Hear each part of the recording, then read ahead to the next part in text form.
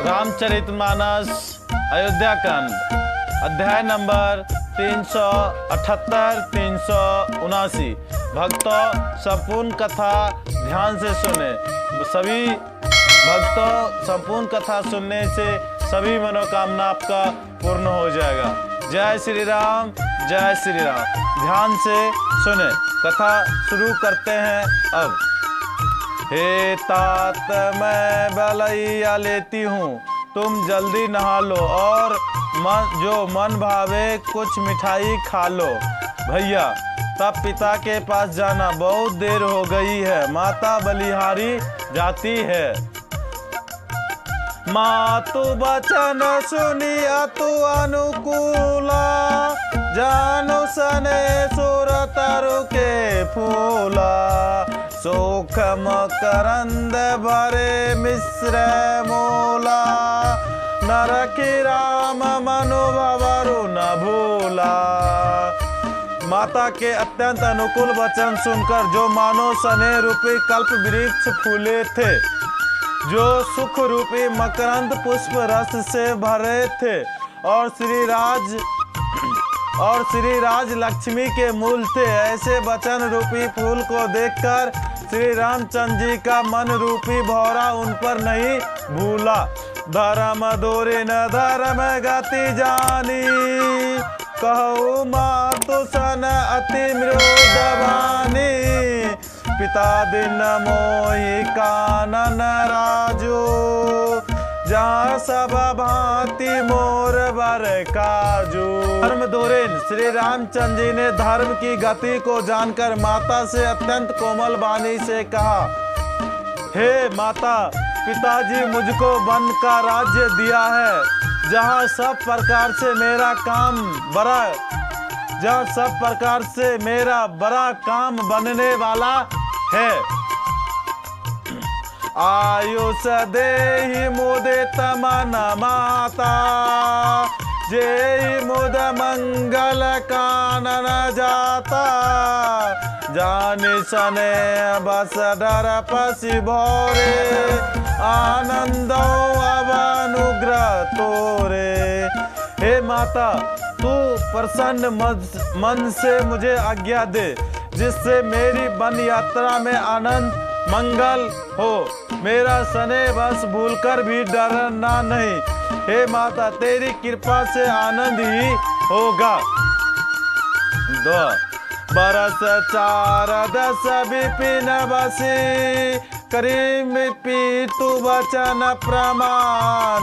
आए पाए पुनि देखो, मुनि जन करसि मलान। 14 वर्ष वन में रहकर पिताजी के वचन को प्रमाणित सत्य कर फिर लौटकर तेरे चरणों का दर्शन करूंगा। तू मन को मलान दुखी न करना, यानी मन को थोड़ा सा भी दुखी कभी मत करना। मैं 14 वर्ष पिता का वचन मानकर वन में रहकर फिर आपके चरणों का अवश्य ही दर्शन करूंगा। बचन बिनत मधुर रघुवरी के, सरसम लगे मातुर करके। सहमे सुख सोनि शीतलय बानी, जिमि जवास परे पावस पानी।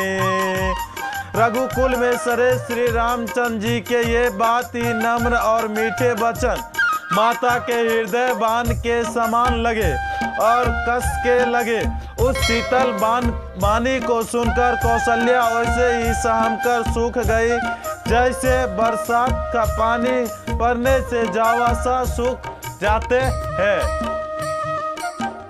कहीं न जाई कछु हृदय विषादु, मनौ मृग सुनि के हरि नादु। नयन सजल तन थर थर कापी, माजई खाई मिन जनु मापी। हृदय का विषाद कुछ कहा नहीं जाता, मानो सिंहनी की गर्जना सुनकर हिरनी विकल हो गई हो। नेत्र में जल भर आया, शरीर थर थर कांपने लगा, मानो मछली माजा पहली वर्षा का फेन खाकर बदमाश हो गई हो। धरी धीरजो सुत बदन निहारे, गद गद बचन कहत महतारी, तात पिता ही तुम प्राण प्यारे, देख मुदित नित चरित्र तुम्हारे। धीरज धरकर पुत्र का मुख देखकर माता गदगद वचन कहने लगी, हे तात, तुम तो पिता के प्राण के समान प्रिय हो। तुम्हारे चरित्र को देखकर वे नित्य प्रसन्न होते हैं। राजू देने कहु सब दिन साधा, कहु जान बन को ही अपराधा, तात सुना वही मोहि निदानो, को दिन कर कुल भयो कृषानो। राज्य देने के लिए उन्होंने ही शुभ धुन शोधवाया था, फिर अब किस अपराध से बन जाने को कहा। हे तात, मुझे किस इसका कारण सुनाओ। सूर्य वंश रूपी वन को जलाने के लिए अग्नि कौन हो गया। रखई राम रुख सचिवा सतु, कारण कहु बुझाई, सुने प्रसंग राम म्यो का, जिमि दास बरनी नहीं जाए। तब श्री रामचंद्र जी का रुख देखकर मंत्री के पुत्र ने सब कारण समझाकर कहा। उस प्रसंग को सुनकर वे गूंगी जैसी चुप रह गई। उनकी दशा का वर्णन नहीं किया जा सकता। ऐसा वाक्य सुना कि माता का गूंगी, मतलब जैसे कोई शब्द ही माँ के मुंह से नहीं निकला और सिर्फ आंखों से नेत्र से जल भरकर बहने लगा। राखी न सकई न कही सक जाऊ, देव भांति उरदार उदाऊ, लिखित सुधा कर गाल खिराऊ, विधि गति बाम सदा सब काऊ।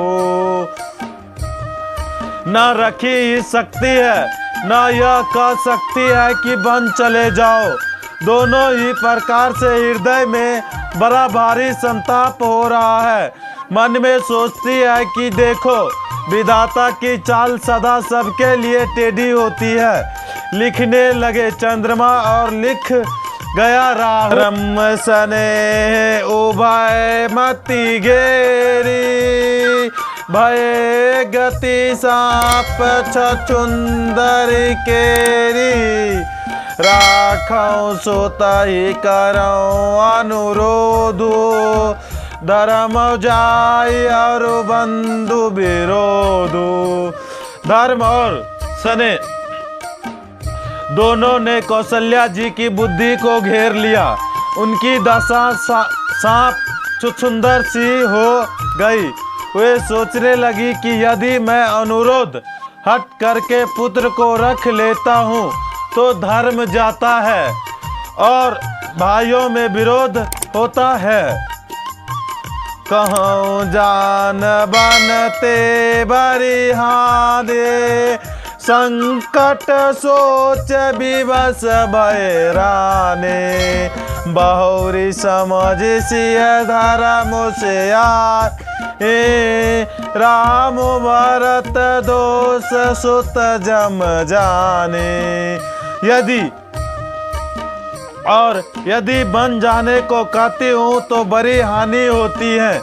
इस प्रकार से धर्म संकट में पड़कर रानी विशेष रूप से सोच के बस हो गई और फिर बुद्धिमती कौशल्या स्त्री धर्म पतिव्रता धर्म को समझकर और राम तथा भरत दोनों पुत्र को समान जानकर वो चुप रह गई। बोलिए सियापति रामचंद्र भगवान की जय। सियापति रामचंद्र भगवान की जय। सतगुरुदेव भगवान की जय। उमापति महादेव की जय। ओम नमः पार्वती पते। हर हर महादेव, हर हर महादेव।